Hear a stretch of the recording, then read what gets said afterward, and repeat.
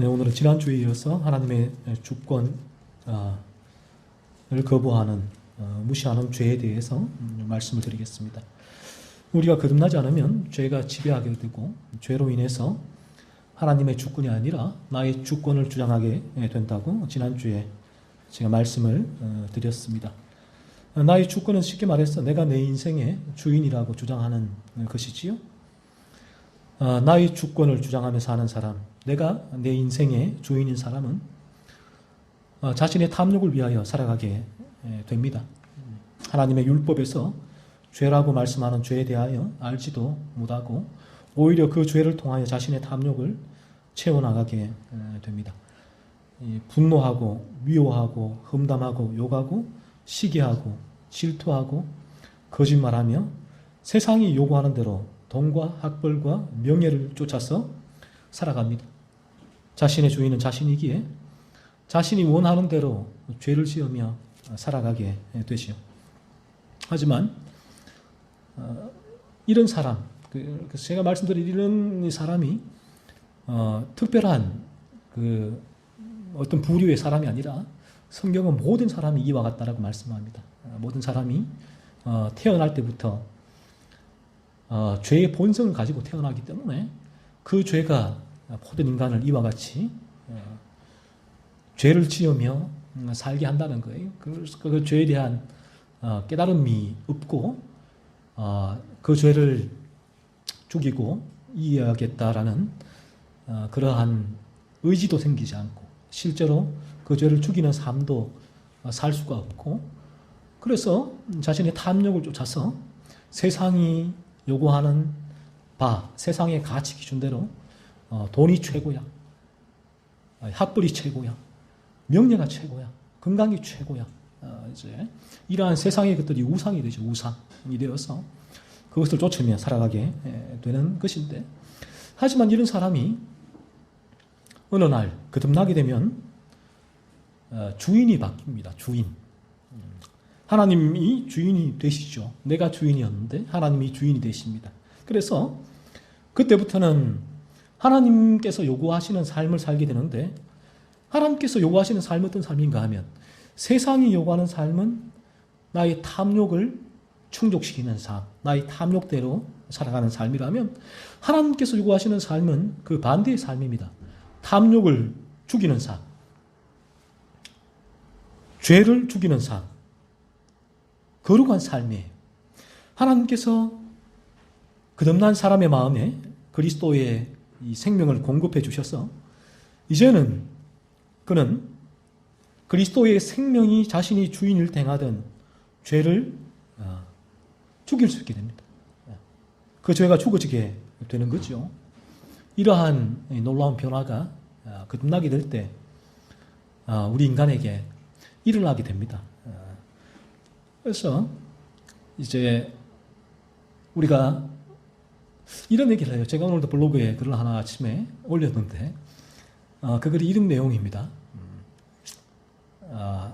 사람과의 우리가 맺고 있는 많은 관계에서 우리가 어릴 때에서 크면 클수록 인생의 이 경험이 쌓이면 쌓일수록 사람과의 관계에서 단절이 더 많아집니다. 많아지죠.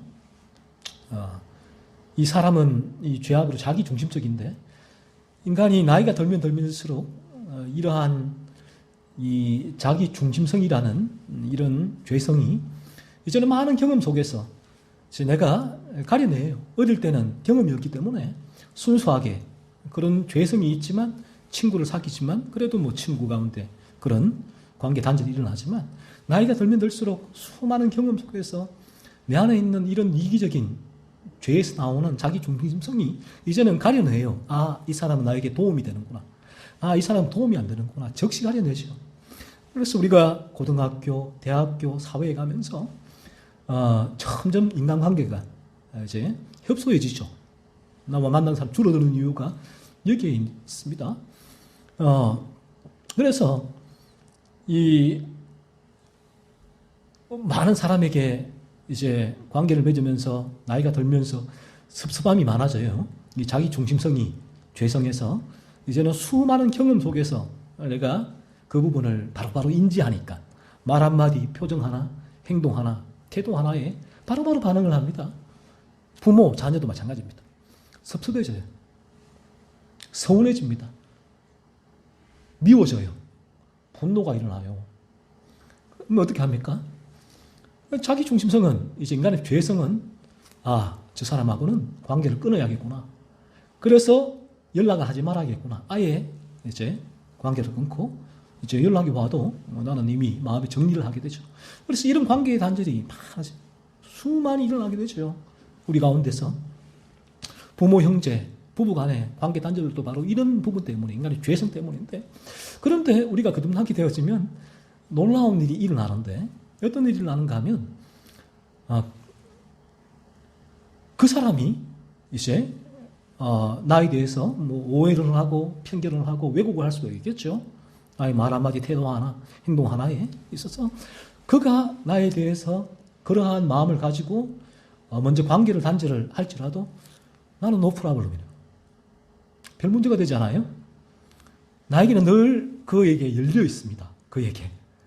그가 다가오면 언제든지 열 수 있어요. 왜? 내 안에 그를 향한 그런 미움이 남아있지 않기 때문에 그런 거예요. 그래서 이런 순수한 관계로 그가 다시 다가와도 no problem, 큰 문제 없이 그를 받아들이게 되는데, 이 부분이 우리의 거듭나더라도 죄성은 있습니다. 그래서 계속 이런 죄가, 미움과 그런 죄가 그를 향해 나아가지만 거듭나게 될 때 그리스도의 생명이 그 죄를 발견하게 하고 그 죄를 죽이게 하거든요. 죽여주고 죽이게 하기 때문에 어느 일정 시간이 지나면서 내 마음에는 그 사람들에 대한 감정이 리셋이 리셋. 그러니까 그가 다시 다가와도 아무런 문제가 없죠. 그대로 그를 받아주게 되는데, 그래서 이 부분을 볼 때 이렇게 얘기를 합니다. 어떻게 그게 가능하냐? 어떻게 그런 일이 있을 수가 있느냐? 그런 거예요. 그래서 이 부분이 가능합니다. 어떻게 해요? 실제로 내 안에 그런 일이 경험하게 되니까, 거듭나게 되면 경험하게 되니까 이 부분이 가능해요. 알아요.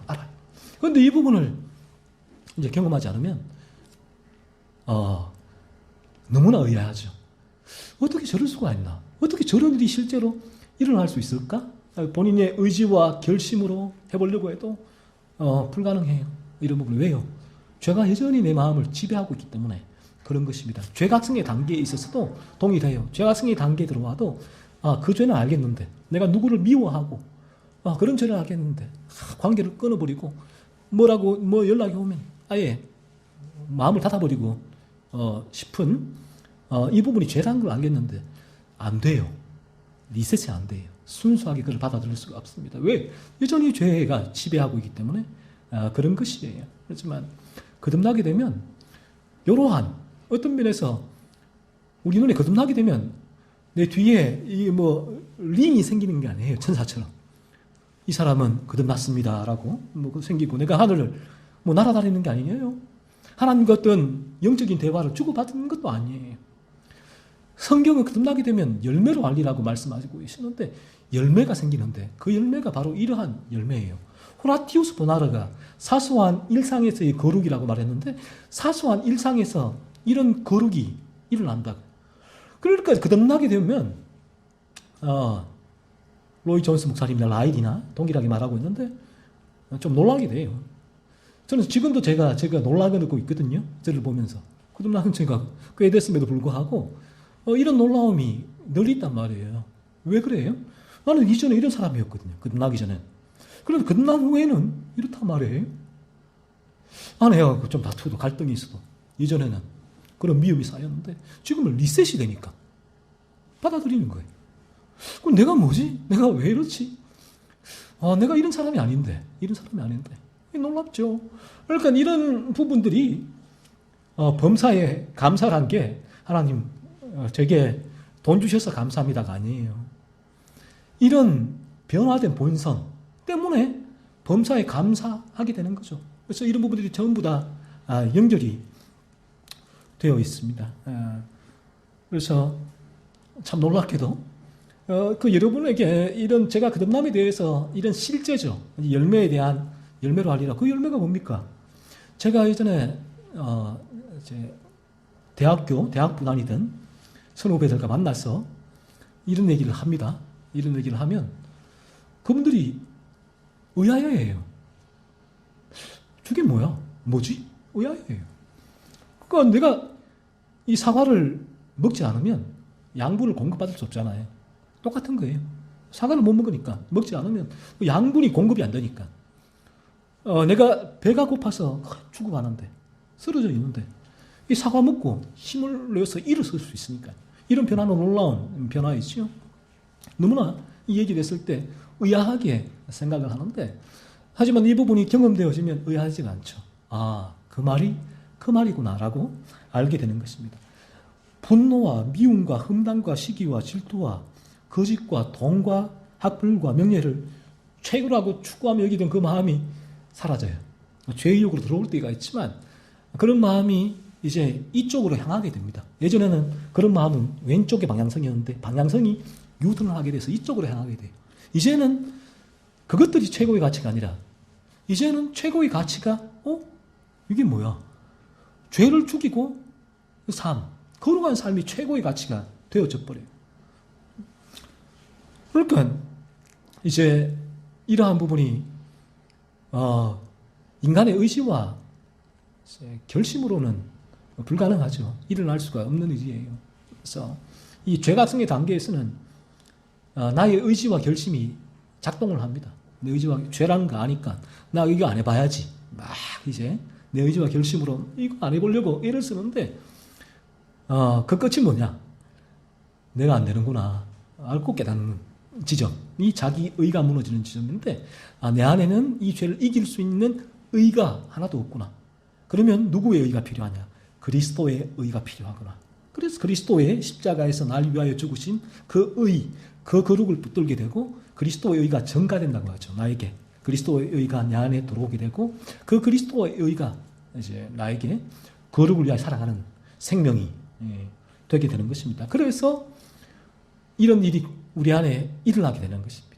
그러니까 거듭나게 되어지면 내가 이러한 삶을 산다고 해서 그런 삶을 살지 못하는 일 바라보면서 아유 한심한 놈, 아유 한심해, 아유 저런 죄 짓는, 저런 삶을 살 수 있을까가 아니라 알아요. 왜 그런지.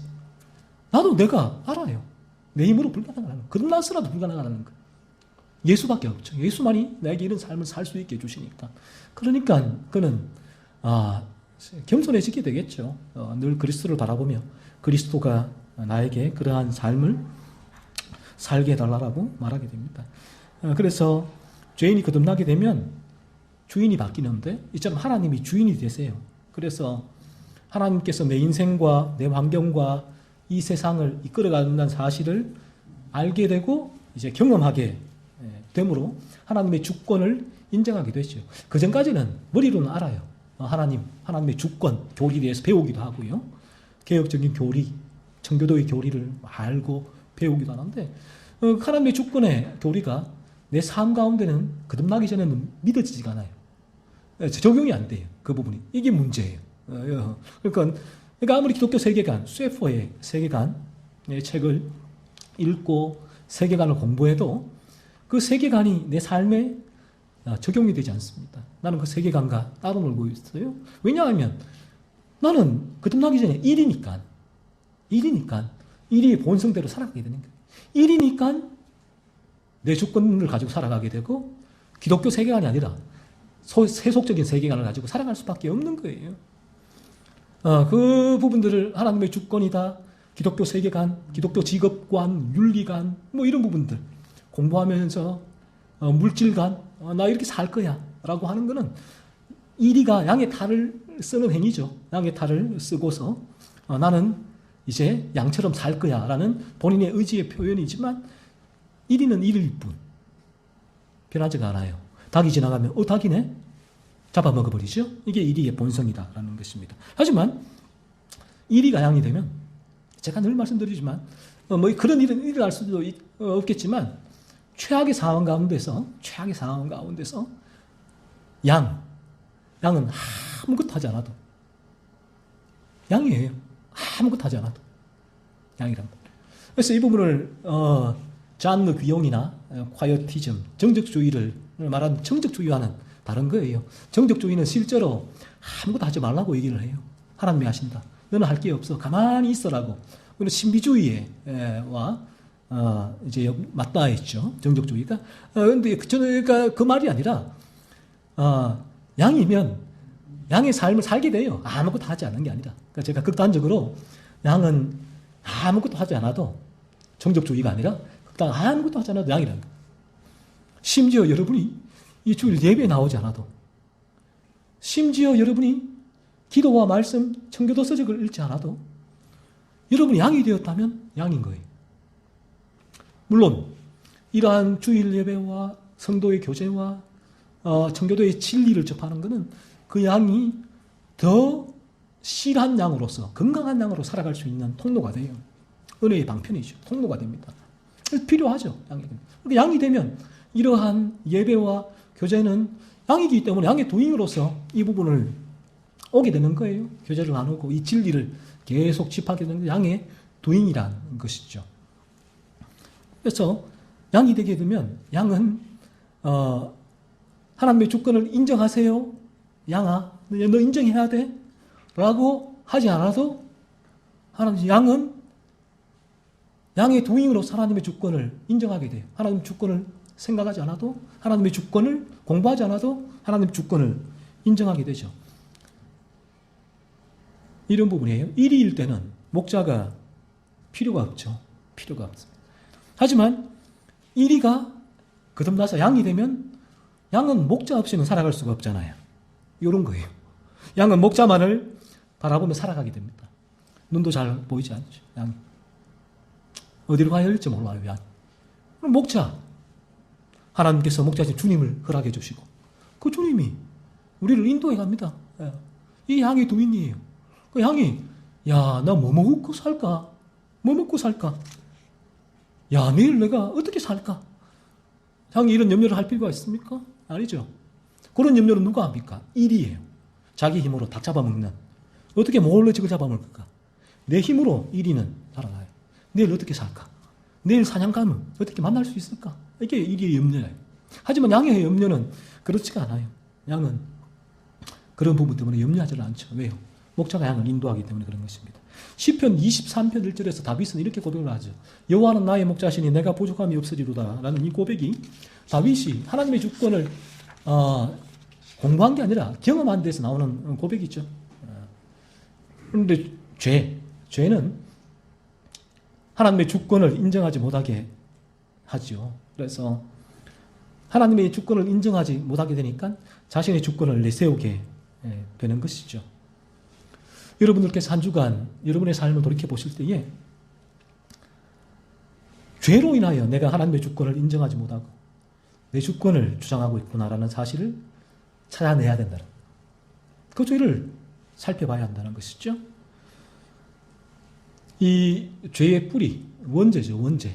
우리에게 아담이 범한 그 원죄가 인간에게 물려지는데 그 원죄가 인간을 창조하시고 인간에게 거룩한 삶을 살게 하시며 이 인간과 이 세상을 삶을 주관하신 하나님을 그 죄가 떠나게 한 것입니다. 따라서 인간이 거듭나게 되면 원래 자리로 돌아오게 되는데 그 원래 자리가 어디입니까?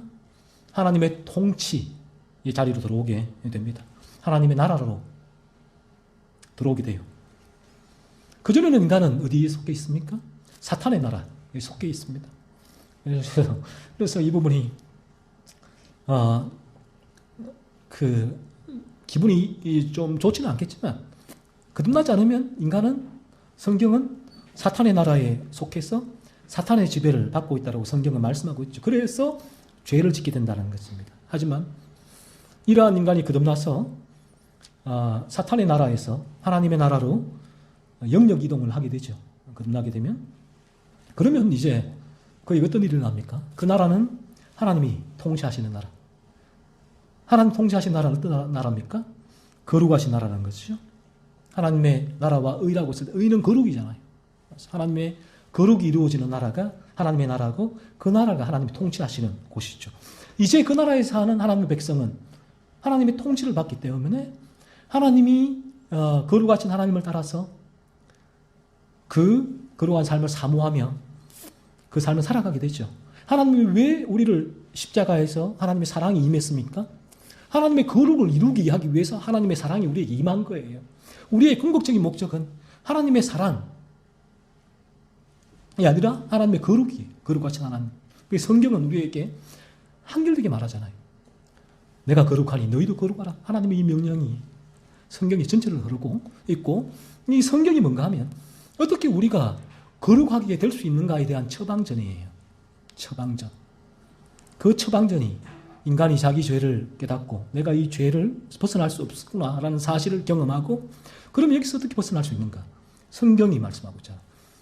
예수 그리스도 깨로 나오게 되고 예수를 붙들므로 벗어나게 되고, 이제는 회심의 열매, 거룩한 열매가 거룩한 삶을 살게 된다. 하나님의 통치 가운데 있기 때문에 그런 것입니다. 우리가 왜 하나님의 다스리심을 바라보지 못하고 순종하지 못하는가 하면 죄 때문이에요. 죄는 하나님의 통치를 거부하고 하나님께 불순종하게 만든다는 것입니다. 그래서 내가 지금 하나님의 주권을 인정하지 못하고 하나님의 통치를 바라보지 못하고 하나님께 순종하지 못하는 이유가 뭔가 했을 때 성경은 그 부분이 죄라고 말씀하고 있는 것이지요. 여기서 한 가지 우리가 짚고 넘어가야 되는 부분이 있는데, 이 세상을 살아가는 모든 사람, 저는 이 사람에 있어서 크게는 두 부류, 조금 더 세밀하게 나누면 세 부류 정도로 나눌 수가 있는데, 크게 두 부류는 거듭나지 않은 사람과 거듭난 사람으로 나눌 수가 있고요. 좀 더 세밀하게 세 부류로 나누게 되면 거듭나지 않은 자연인과, 그리고 죄를 깨달은, 죄를 각성한 사람과, 그러니까 죄에 대해서 이제 느껴지는 거죠. 나 이거 죄인데 라는 불편한 감정이 드는 죄 각성에 있는 사람과, 그리고 거듭난 사람, 요 부류로 나눌 수가 있는데, 하지만 이들의 공통점은 이러한 죄에서 자유로운 사람은 아무도 없다라는 거예요. 거듭난 사람도 마찬가지라는 것입니다. 오늘 본문에서 모세가 참 놀랍게도, 지난주에도 제가 말씀드렸죠. 모세는 하나님께서 각별하게 부르셔서 애굽에서 이스라엘 백성을 인도했고, 이 모세가 온유함이 지면의 모든 사람보다 선하다라고 말씀하셨고 한 거듭난 사람인데, 오늘 이 모세가 놀랍게도 하나님의 주권을 인정하지 못하는 죄를 범하게 됩니다. 이 죄가 뭔가 하면 하나님 주권을 인정하지 못하는 죄, 이 죄는 이런 부분에 거듭나지 않게 되어지면 이 죄의 지배를 당해요. 그래서 자신의 주권을 가지고 살아가게 되는 것입니다. 이리와 같이 살아가게 되는 것이죠. 하나님의 주권은 전혀 바라지 못하고 자신의 주권대로 죄 가운데 살아가게 되고, 죄 각성 가운데 있는 사람은 하나님의 주권을 인정하지 못하는 죄, 바라보지 못하는 죄를 죄로서 깨닫게 돼요. 하지만 여전히 그 죄가 그를 붙들고 있다라는 것. 그리고 거듭난 사람에게는 하나님의 주권을 인정하지 못하는 죄가 유혹으로 다가옵니다. 그런 죄의 유혹을 받아요. 저도 마찬가지고요. 때로는 하나님의 주권을 인정하지 못해요. 하나님, 어떻게 이럴 수가 있습니까? 하나님, 이럴 때가 있단 말이에요. 이럴 때가. 거듭나도 이런 죄가 있다는 것이죠. 오늘 우리가 모세가 범한 죄를 바라보면서 이 죄가 모든 사람에게 영향력을 미치는구나. 하지만 이 죄의 본질이 무엇인가 했을 때 하나님의 주권을 인정하지 못하는 죄구나. 이 죄를 우리가 다음 한 주간에도 날마다 찾아봐야 된다. 늘 찾아야 된다라는 것이죠. 이 죄를 찾을 때에 하나님께서는 이러한 죄를 찾고 바라보는 우리에게 성령을 통하여서 나의 죄에 대한 깊은 깨달음과 내가 이 죄에서 이길 수 없구나라는 그러한 나의 무력함을 경험하게 하시고 예수께로 인도해 주시는 것이죠. 오늘 본문에 이스라엘 백성이 고기가 없다고 불평하니까 모세가 11절에서 이처럼 말합니다. 어찌하여 주께서 종을 괴롭게 하시나이까? 모세가 이런 말을 합니다. 하나님께서 어떻게 나를 괴롭게 하십니까? 어찌하여 내게 주의 목전에서 은혜를 입게 아니하시고 이 모든 백성을 내게 맡기사 내가 그 짐을 지게 하시나이까. 모세가 이런 말을 했다고요. 12절에 보면 이 모든 백성을 내가 배웠나이까. 내가 임신해서 이 백성을 낳았습니까? 라는 말이죠. 13절에는 이 모든 백성에게 줄 고기를 내가 어디서 얻으리까 하나님. 15절에는 내게 은혜를 베푸사 즉시 나를 죽여 내가 고난을 당함을 내가 보지 않게 하옵소서라고 말했습니다. 하나님 내가 죽는 게 낫겠습니다. 라는 말이죠. 이러한 부분을 바라보면서 거듭난 이들은 좀 위로를 받습니다. 여전히 거듭나더라도 죄의 유혹에 흔들리는구나. 웨슬리가 말한 펄픽셔니즘, 완전주의가 옳지 않구나. 그 당시 웨슬리와 휘필드가 치열하게 논쟁했던 부분이 휘필드의 말이 맞구나. 죄를 전혀 짓지 않는다 거듭난이는 말했을 때에 이 죄는 상습적이고 습관적으로 반복적으로 짓는 죄가 아니라 죄의 지배에서 빠져나오는 것이구나. 죄의 유혹은 받을 수가 있구나. 이처럼 모세처럼 이러한 죄의 유혹은 거듭나더라도 받을 수 있구나라는 위로를 얻게 되지요. 모세는 현재의 상황에서 하나님의 주권을 바라보지 못하는 죄를 범했지요. 모세가 만약에 그러한 상황에서도 하나님의 주권을 바라봤다면 어떻게 했을까요? 이스라엘 백성이 고기가 없다고 불평하고 원망할 때 이런 상황과 환경을 허락하신 분이 누굽니까? 하나님이시잖아요. 그리고 이러한 일을 통하여 모세와 이스라엘 백성에게 계획하신 하나님의 뜻이 이루어지겠지라고 받아들여야 되는 것이죠. 하나님의 주권은 우리 거듭난 신자에게 모든 것이 합력하여 선을 이루게 하세요. 따라서 우리는 하나님의 뜻을 바라며 이러한 일을 통하여 나의 죄를 살피고 또 어떻게 해야 됩니까? 이러한 일이 일어날 때에 내 안에 죄를 살펴야 되는 거예요. 하나님의 주권은 그 일을 하게 해요. 내 안에 이런 죄성이 올라오는구나. 죄를 살피게 하고 또 그러한 죄를 범하는 상대방의 죄를 살피게 하죠. 그러니까 우리가 이 거듭나게 될 때 제가 말했던 그 관계의 단절이 더 이상 나로 말미암아 일어나지 않는 이유가 여기에 있는 것이에요. 거듭나지 않을 때는 그 사람에게 초점이 가는데 거듭나게 되어지면 내 안에 있는 죄, 그 사람 안에 있는 죄의 문제로 바라보게 되거든요. 그러니까 어떤 관계에 그런 내가 거기에 있어서 그 사람을 미워하거나 분노하지 않게 되고 저 안에 있는 사람의 죄의 문제구나라는 사실을 바라보게 되는 것입니다. 삶 가운데서 우리를 거룩하게 하시는 하나님의 주권을 바라보지 못하는 것은 뭐예요? 죄 때문이라는 것입니다. 하나님께서는 우리가 이제는 죄를 죽이는 거룩한 삶의 방향성으로 살아가게 될 때에 내게 일어나는 모든 일들이 어떤 것일까 하면 나를 거룩하게 하시는 하나님의 손길이라는 것입니다. 여러분을 미워하는 분들이 있잖아요. 욕하고 험담하고 불이익을 주고 손해를 끼치는 원수가 있잖아요. 원수같이 여기는 분들이 있잖아요. 그런데 어떻습니까? 하나님의 주권 가운데 바라보시면 아이러니하게도 그러한 원수까지도 하나님께서 우리에게 허락해 주신 것이죠. 원수를 사랑하라, 미워하지 말라고 했을 때 이게 어떻게 가능하냐 했을 때 내 안에 그 원수에 대한 미움이 리셋되죠. 리셋. 원수는 나를 미워해도 나는 리셋된다는 거죠. 이 미움을 죽임이 있고 사랑으로 흘러갈 수 있는 부분이에요. 그러니까 이런 부분이 원수를 사랑하라고 했을 때는 화가 나죠. 우리가. 자연인은 불가능해요. 그래서 교회에서 그런 원수를 사랑하세요 라는 말을 들었을 때 그 부분은 종교와 도덕과 윤리가 되고 그러므로 내 안에 여전히 죄가 지배할 때 그 마음은 강팍해지죠. 무슨 말도 안 되는 소리를 하네? 라고 할 수밖에 없는 부분이에요. 이 산상수훈이 그래요. 산상수훈. 산상수훈은 거듭난 신자가 지킬 수 있는 하늘의 법이거든요. 거듭난 신자만이 그 마음 가운데서 이러한 산상수훈의 두잉이 일어날 수 있게 되는 부분이죠. 이스라엘 백성의 불평과 원망은 무엇입니까? 하나님의 주권 가운데서 일어나는 일이라는 사실을 모세는 바라봐야 했죠. 그 부분을 지금 모세가 바라보지 못하는 것은 죄의 유혹에 흔들린 것입니다. 하나님 주권을 인정하지 못하는 죄입니다. 그래서 모세가 뭘 해야 됩니까? 그때는 그 죄를 바라보고 그로 인하여 자신에게 일어나는 그 죄를 찾아내고 또 이스라엘 백성 가운데서 보이는 죄를 바라보면 더욱 뭘 해야 됩니까? 모세가 이스라엘 백성의 거듭남을 위해서 기도해야 되죠. 소원하고 기도해야 됩니다.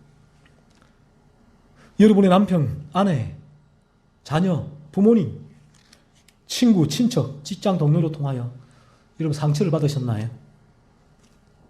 그들이 여러분의 마음에 들지 않아서 화가 나고 불이 나시나요?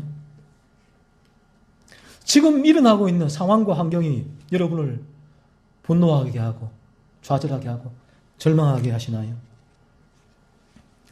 여러분을 힘들고 해하고 아프게 하는 사랑과 환경만을 바라보고 있다면 하나님의 주권을 바라보지 못하는 죄를 범하고 있는 거죠. 이 죄라는 것입니다.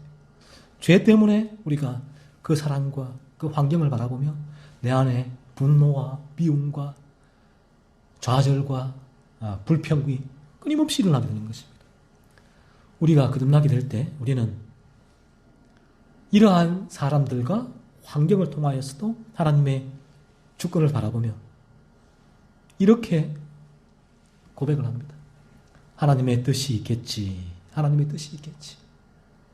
하나님의 뜻이 있겠지라고 되뇌이면서 그 사람을 용서하게 되고 그 환경을 받아들이게 되지요. 이 부분이 실제로 우리 가운데 일어나는 변화다라는 부분. 그리고 모세가 하나님께서 이렇게 말씀하시죠.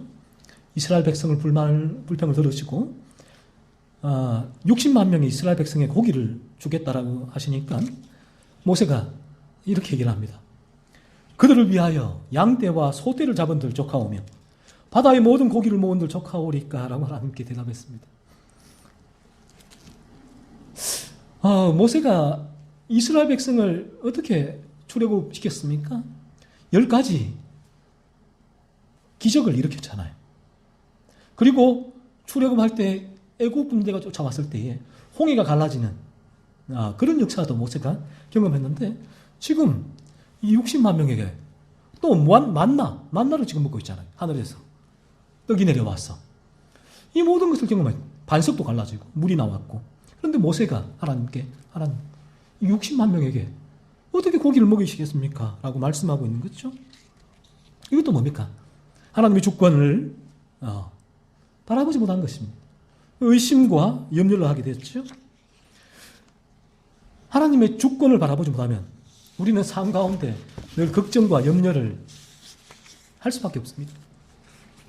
그래서 거듭나더라도 우리가 하나님 주권을 바라보지 못하는 죄를 범할 때 우리 삶에 염려를 하게 되죠. 하지만 거듭나게 되면 그 양은 먼저 하나님의 나라와 의를 구하는 양이 됩니다. 양은 목자의 돌보신 가운데 있게 되지요.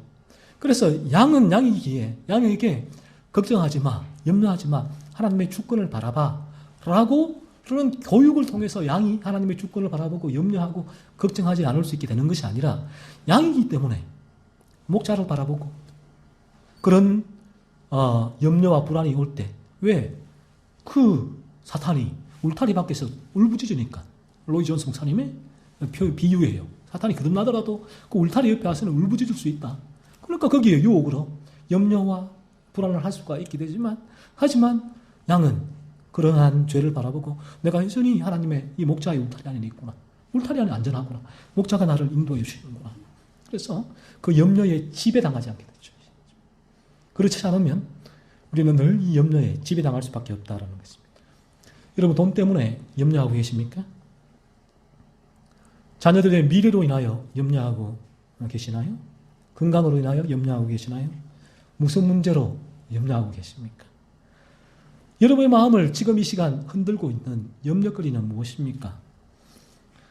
하나님의 주권은 놀랍게도 우리에게 죄를 죽이며 거룩한 삶을 살게 하세요. 우리의 이 전 삶을 통하여 하나님은 이제 우리에게 거룩함을 이루어가게 하십니다. 그래서 양의 고민이 뭔지 아십니까? 양이 이전에는 돈, 자녀, 부모님. 늘 이러한 문제가 양을 그렇게 붙들고 있었다면 이제는 양은 그러한 부분이 더 이상 양을 붙들지는 못해요. 양이 되면 이제는 그러한 문제가 아니라 어떻게 하면 내가 이제는 죄를 죽이는 그러한 삶을 살 수 있을까? 살 수 있을까? 그것이 양에게 염려거리가 됩니다. 최고의 염려거리. 그래서 삶 가운데 모세처럼 이러한 죄에 하나님의 주권을 바라보지 못한 죄를 범하고 죄에 흔들려 넘어졌을 때 양은 그래서 고민하고 애통하는 거예요. 양의 고민은 이제 세상의 고민하고는 이 고민의 내용과 질이 전혀 달라지게 되죠. 그러니까 이 양이 이제 기도의 제목도 좀 달라지게 되겠죠. 예전에는 양의 기도는 세상의 것들이었다면 이제는 양의 기도는 온전히 거룩을 이루는 삶이 된다라는 것입니다. 이것이 양의 기도가 되는 것이죠. 오늘 지난주와 이번 주 두 주간 하나님의 주권을 바라보지 못하는 죄, 나의 주권을 내세우는 죄에 대해서 살펴봤는데 이 죄가 우리에게는 하나님의 주권을 인정하지 못하고 바라보지 못하게 만들고 있다는 것이에요. 그래서 끊임없이 내가 주인이 되어서 나의 탐욕대로 살아가게 하는 것입니다. 다음 한 주간도 여러분의 삶 가운데 여러분의 관계를 맺고 있는 사람들 그리고 여러분 상황과 환경 속에서 하나님께서 허락하신 거야. 하나님이 나를 거룩하게 하시는 하나님의 뜻이 있겠지. 이렇게 바라봐지지 않는다면 여러분에게 하나님의 주권을 인정하는 바는 여러분 죄를 범하고 있는 것입니다. 그 죄를 계속 찾아내십시오. 그 죄를 계속 찾아내다 보면 성령께서 그 죄의 진리를 통하여 여러분에게 죄를 깨닫게 하십니다. 그래서 죄를 깨닫게 될 때, 죄가 성의 단계에 들어올 때 일어나는 변화가 첫 번째 변화가 가장 눈에 띄는 변화가 이 부분이에요. 그 이전까지는 자연인일 때는 죄에 대하여 무감각이에요. 무감각한데 죄각성이 들어올 때는 이제 교회에서 설교 중에 성경이 말하는 죄가 이게 죄라고 했는데 그 죄를 통하여서 이제 자신의 마음이 불편해지죠. 그 죄를 이 부분이 죄라고 했는데 살펴보게 되는 부분이 성령께서 역사하시고 죄가 성의 단계로 들어왔다라는 부분으로 우리가 보시면 된다라는 것입니다. 그러면 이제 그는 그러한 부분들을 계속 죄를 살피게 되고 마침내 그리스도께로 나오게 된다. 그래서 거듭나게 되고 회심의 열매가 맺히게 된다라는 것이죠. 다음 한 주간도 이 자리에 나와 있는 우리 모든 분들 이러한 죄를 계속해서 한 주간 또 살펴보시다가 그래서 자연인은 살피다가 하나님의 은혜 가운데 죄각성의 단계로 진입하기를 소원하고 죄각성에 있는 분들은 더욱더 깊은 그런 자신의 죄를 깨닫고 무력함 가운데 예수께로 나와 거듭나기를 소원하고 거듭나신 분들은 더욱더 온전한 거룩함이 죄를 죽이는 삶이 여러분 가운데 이루어지기를 소원합니다.